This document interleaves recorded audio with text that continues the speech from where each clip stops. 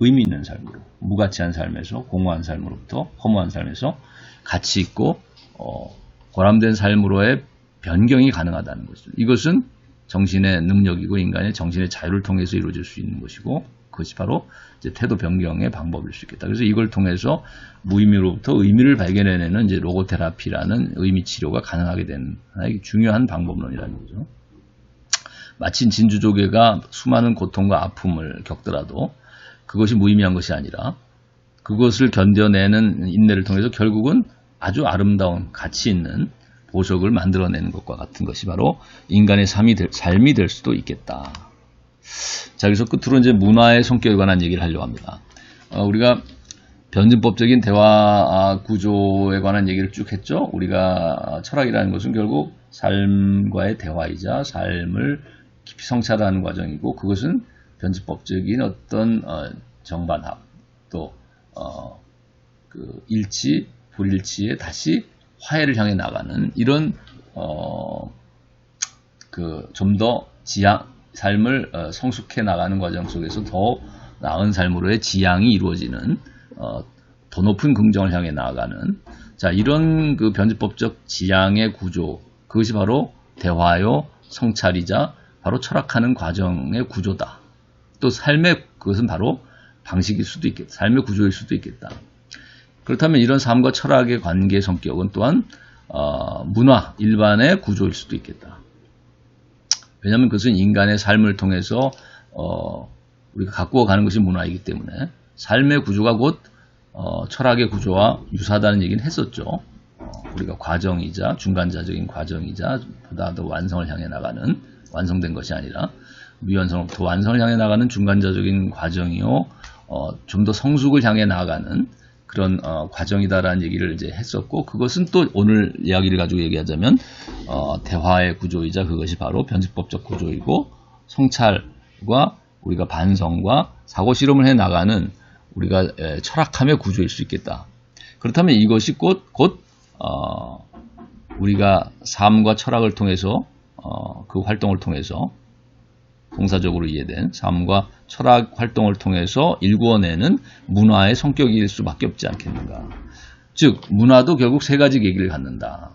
변증법적으로 말하면 긍정, 부정, 더 높은 긍정으로서의 부정의 부정, 이런 세 가지 계기를 갖는다는 거예요. 그래서 일단 긍정의 계기를 보자면 문화라는 것은 일단 전통과의 관계 속에서 보자면 문화를, 전통 문화를 긍정하는 측면이 이제 문화의 중요한 측면이겠다. 그래서 우리가 전통을 보존하고 계승하기 위한 많은 노력을 하고 있죠. 정부에서도 문화재를 지정하고 또 여러 가지 뭐 천연기념물, 이런 모든 것들은 사실 또 역사적인 유적들을 계승하고 긍정하고 그것을 보존하려는 노력, 이런 것들은 전통을 긍정하는 계기이겠죠. 그러나 이렇게 전통을 목수하고 보존한다고만 해서 문화가 완성되는 것은 아니죠. 그것은 오히려 전통의 문제점들을 어떤 우리가 예를 들면 유교 문화가 가지고 있었던 어떤 허례허식이라든지, 자, 이런 것들을 비판적으로 이제 극복하려는 노력도 있었다는 거죠. 그랬던 것처럼 과거의 전통을 또한 비판하고 극복하려는 계기가 반드시 문화 안에는 담겨 있어야 된다.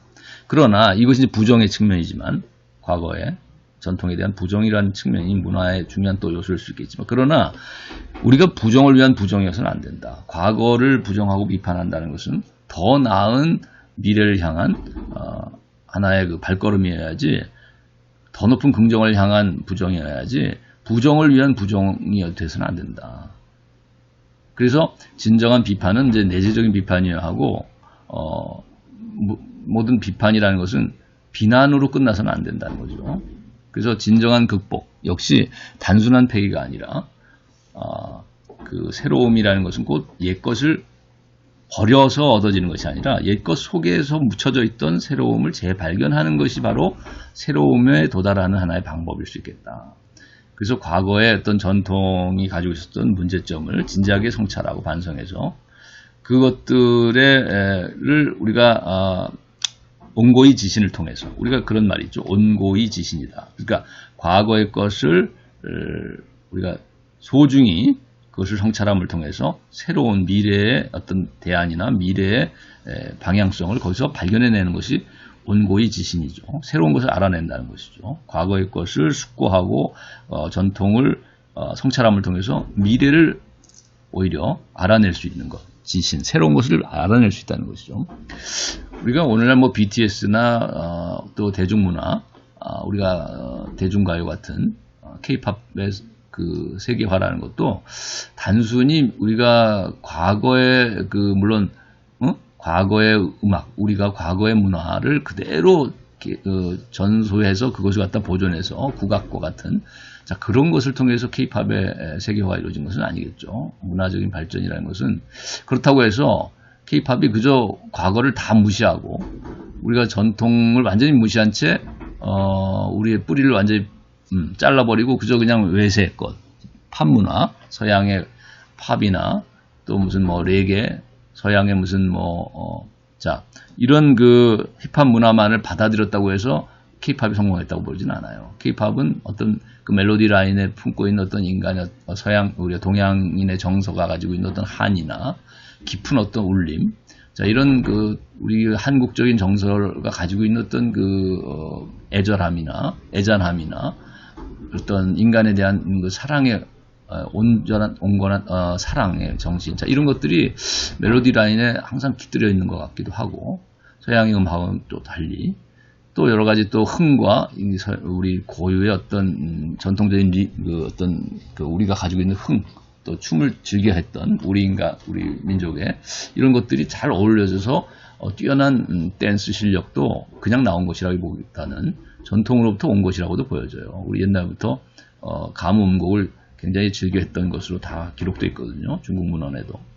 그런 걸 봤을 때 그 K-팝이 가지고 있는 특징은 우리의 고유한 전통적인 어떤 정서나 문화가 서양의 외래의 것을 수용함을 통해서, 그래서 과거의 것의 장점을 살리고 또 서양의 장점을 살리면서 잘 종합을 했을 때 그걸 통해서 미래지향적인 어떤 한국 문화, 또 K-팝의 어떤 또는 우리 한국 대중문화의 우수성이 나온 것이 아니겠나. 우리 영화라든지 드라마의 성공도 그런 것 같아요.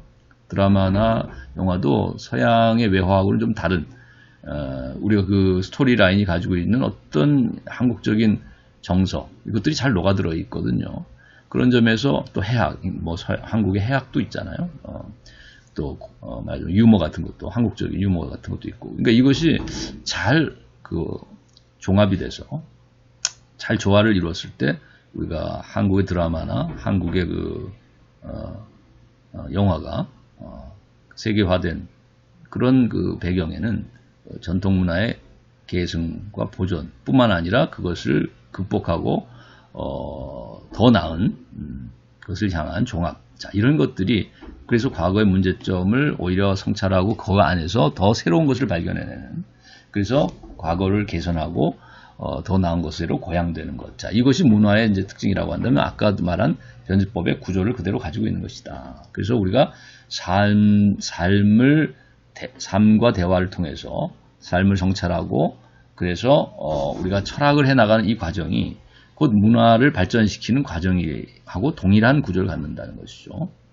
그래서 우리가 도상에 있는 중간자가 이제 인간이라는 말의 어원에서 얻어낼 수 있는, 또 철학이라는 말의 어원에서 얻어낼 수 있는 공통점이라고 그랬죠. 이런 중간자인 인간은 또 철학을 할 수 있는 유일한 존재인데, 이러한 철학할 수 있는 인간이 곧 문화를 만들어 간다고 한다면, 이 문화라는 것도 이미 완성된 완전함의 역사라기보다는 보다 완전한 것을 향해서 미완성으로부터 완성을 향해 나아가는 과정 속에 있는 도상의 역사고 과정의 역사이다. 그래서 중간자인 인간과 철학이 그렇듯이 인간다움의 실현인 문화도 또 철학도 대화의 구조를 지니고 또 변법적인 이런 지향을 목표로 하는 그런 과제를 가지고, 또 인류의 역사와 문화 역시도 보다 나은 미래를 위해서 현재적인 삶 속에서 이루어지는 전통과의 대화다. 결국 이것은 변증법적 구조라는 점에서 인간, 문화, 철학, 이 모든 것들은 또 역사, 이런 것들이 공통적인 성격을 갖는다는 거예요. 그래서 E.H. 카라고 하는 이제 영국의 그 역사학자가 현재와 과거의 대화다 이렇게 이제 역사를 정했는데 저는 그렇게 생각하고 싶어요. 역사라는 것은 현재 안에서 이루어지는 전통과 과거와 미래의 변법적인 종합이다. 이것이 이제 역사가 아니겠는가. 즉 과거의 성찰을 통해서 토대로 해서 오늘날 이제 오늘날 우리 사회 안에서 과거에 대한 성찰을 통해서 미래를 향해 기투해 나가는, 설계해 나가는 이런 변법적인 종합. 자, 이것이 역사에 대한 새로운 인식을 낳는 것이고 역사를 새롭게 평가하는 자 이러한 문화를 낳는 것이다. 자, 그래서 오늘은 여기까지 하도록 하겠고 그 이후에 두 번째 이제 그 동영상을 통해서는 우리가 AI라고 하는 영화에 대한 한번 같이 생각해 볼 이번 주에 과제가 뭐고 그 다음에 거기에 이제 다뤄지고 있는 인간의 마음을 과학이 이제 어떻게 또 오늘날의 발전된 과학 기술이 사실 인공지능 연구를 통해서 로봇 공학이 발달하게 되는데 그 영화에서도 사실 AI라는 영화에서도 아이 로봇인 그 어린이 로봇인 그 데이빗에게 과학자는 진정한 사랑을 할 줄 아는 그런 능력을 부여하고 싶었다는 거예요. 자, 그렇다면 여기서도 이제 중요한 것이 뭐냐면 이렇게 인간의 마음에 고유한 능력, 사랑과 같은 이런 인간의 마음 능력을 어떻게 고유한 능력을, 특징을 또 인간의 정신의 본질을 과학과 기술이 어떤 식으로 접근해서 이것을 연구하고 또 기술화하려고 하는가. 자, 이것은 매우 중요한 오늘날의 그 테마가 될 수 있을 것 같아요. 인공지능 연구에 있어서도. 그래서 여기에 관한 이제 다음 동영상을 통해서는 이어지는 동영상을 통해서는 세 가지 입장, 과학기술이 인간의 마음을 조명하고 연구하고자 하는 세 가지 입장에 대한 얘기를 하려고 합니다. 예, 수고했습니다. 예, 여기까지 하겠습니다.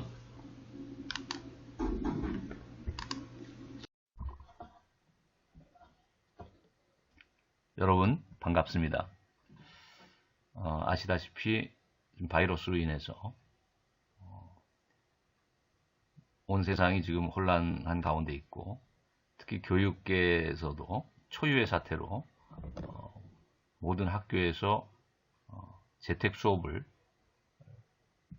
하라고 하는 이런 교육부의 지시가 내려와서 사실 이 강좌는 온라인이 아니라 오프라인 강좌이고 또 저 자신도 한 번도 이렇게 온라인 수업을 해본 적이 없습니다. 그래서 여러분도 아마 온라인 수업을 들어본 사람도 있겠지만 아마 처음인 사람도 있으리라고 생각해요. 그래서 우리 모두 지금 어수선한 이런 사회 현상 속에 있지만은 마음을 또 긍정적인 마음으로 온라인을 통해서라도 소통을 할 수 있으면 좋겠습니다.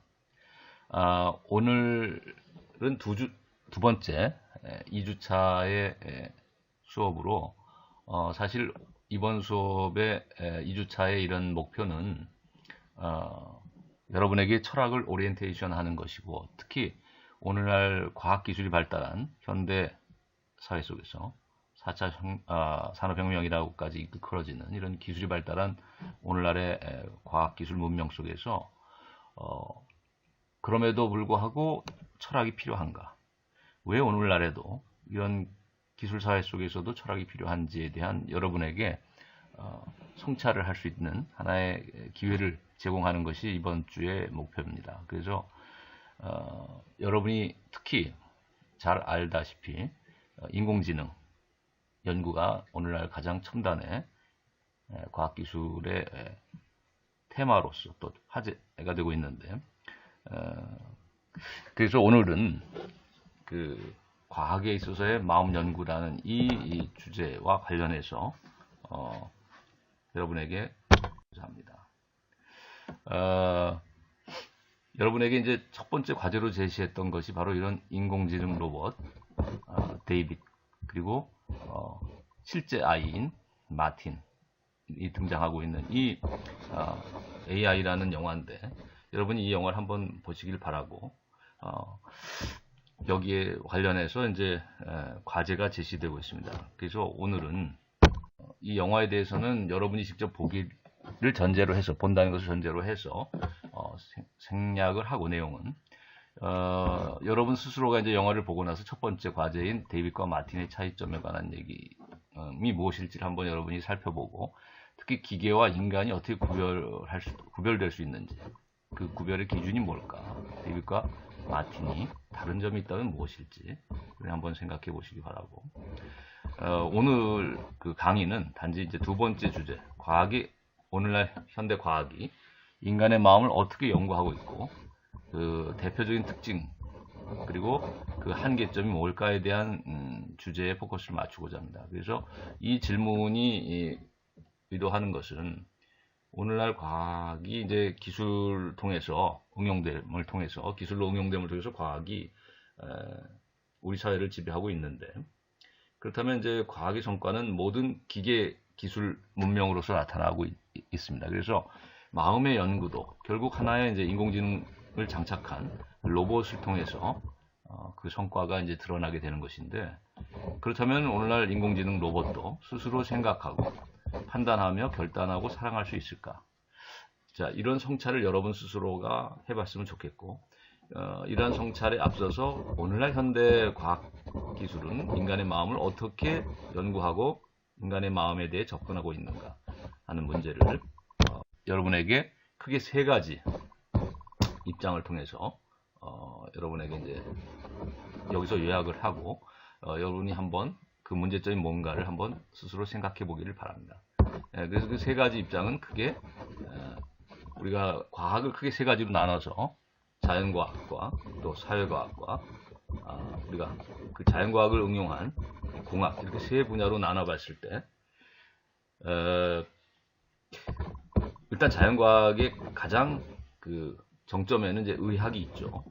그 자연과학의 꽃은 의학이고 가장 우수한 또 수재들이 모이는 곳이 이제 의대고, 그래서 자 자연과학의 꽃인 의학 분야에서 특히 인간의 정신을 다룬다고 할 수 있는 의학은 물론 이제 정신과 신경 생리학이나 정신과 치료가 분야가 있지만은 자 이런 분야의 기본적인 그 세계관은 뭐냐면 동일론이라고 일컬어집니다. 그래서 간단히 설명하면 인간의 마음을 곧 물리적으로 접근 가능한 뇌와 동일시하는 것입니다. 그 다음에 이제 사회과학의 입장.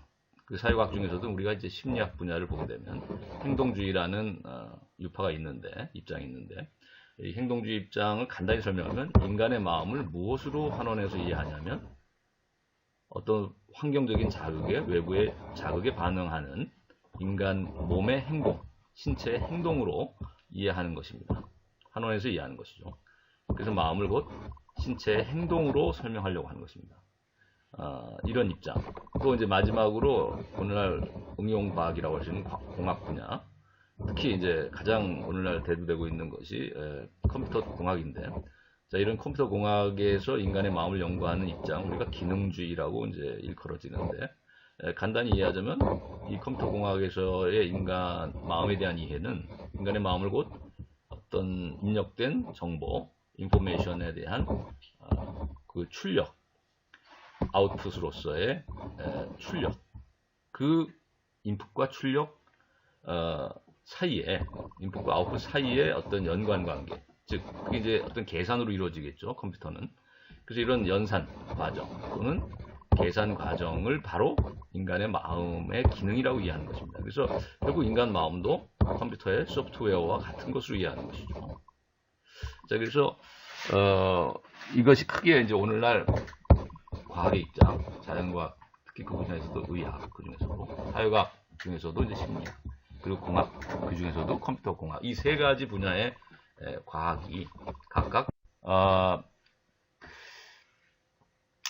자, 그 다음에 행동주의 같은 경우, 행동주의는 아까도 말했지만 오늘날 사회과학인 심리학의 하나의 유파인데, 이 입장은 아까도 말했지만 인간의 마음의 문제를 환경의 자극에 반응하는 인간 신체의 행동으로 설명하려고 하는 것입니다. 한원에서 설명하고자 하는. 예를 들면 앞정에 발이 찔린 인간의 마음의 고통이라는 것을 야 또는 아 라고 하는, 그래서 발을 잡고 뒹구는 이런 행동으로 번역해서 설명하고자 하는 것입니다.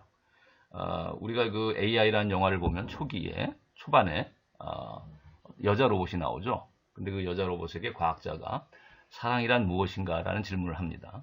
그랬을 때 그 여자 로봇의 대답이 사랑이란 어떻게 설명을 하냐면 사랑이란 곧 눈이 커지고 동공이 커지고 호흡이 가빠지고 체온이 올라가는 자 이런 인간 몸의 현상, 몸의 어떤 행동, 양태 자 이런 것으로 이제 설명을 하는데 이렇게 대답을 하는데 자 이것이 바로 그 행동주의의 입장이라고 볼 수 있죠. 그래서 행동주의자들이 생각하고 있는 사랑에 대한 정의가 바로 그렇게 인간의 몸으로 설명한다는 거죠. 동공이 커지고 호흡이 가빠지고 뭐 심장박동이 빨라지고 체온이 상승한다라는 식의. 그러나 여기에 대한 반론은 여러 가지 반론이 되는 것 중에 하나가 이제 우리 마음속에 감각질이라고 할 수 있는 고유한 어떤 이런 의식의 질적인 어떤 성질을 제대로 다루지 못하고 있다. 설명하지 못하고 있다. 예를 들면 고통이라는 것도 아주 나의 내밀한 질적인 어떤 의식인데 이런 고통이라는 감각에 대해서 아까도 이제 또 하나의 예를 유사한 예가 나왔는데 환상통 얘기를 했었는데 이것도 이제 마찬가지죠. 그러니까 다리를 이런데도 발가락이 가려운 이런 느낌을 가질 수 있다는 거예요. 고통의 그런 느낌을. 근데 발은 없는데도 그런 느낌을 가질 수 있다. 자, 이것은 인간의 의식이 신체와 1대1 대응하지 않는다는 것을 보여주고 따라서 행동으로 모든 것이 설명될 수 있는 게 아니다라는 하나의 반례가 된다.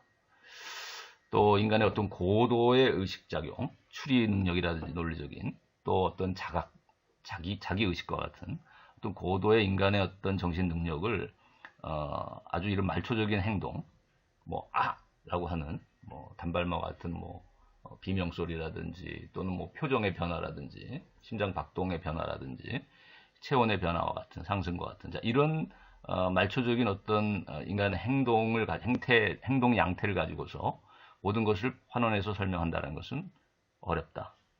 자, 그런 문제점을 제기할 수 있겠고요. 기능주의. 자, 마지막으로 기능주의는 아까 말했지만 컴퓨터 공학의 입장이라고 그랬죠. AI를 연구하는 것 같은.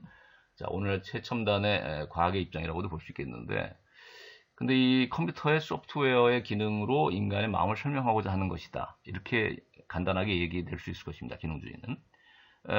그래서 인간의 몸이 컴퓨터의 하드웨어라고 한다면 인간의 마음은 컴퓨터의 소프트웨어와도 같다. 자, 이렇게 비유적으로 설명할 수 있는 것인데 여기에 대한 반론은 이 컴퓨터의 소프트웨어라고 하는 이제 프로그래밍 0과 1의 조합으로 계산된 연산 체계죠. 자, 이런 소프트웨어적인 프로그램은 그러나 그것은 아까도 말했지만 정말 0과 1이라는 단순한 연산작용이고 계산작용에 의해서 이루어진 체계지만은 그러나 그것이 인간의 마음의 어떤 깊은 인간 마음의 작용이나 또 마음속에 인간이 느끼거나 또는 생각하거나 또 의욕하거나 희망하는 이 인간의 고유한 인간의 어떤 깊은 인간적인 의식이 갖고 있는 심층이라든지 또 고차적인 인간 의식의 인간적 의미를 깊은 의미와 이런 것들을 이 단순한 0과 1의 조합으로 이루어지는 이 계산작용인 소프트웨어 컴퓨터 프로그래밍과 같은 작용의 기능에 의해서 자 인간의 깊은 의미를 다 마음속의 깊은 의미를 다 이해할 수 있겠는가.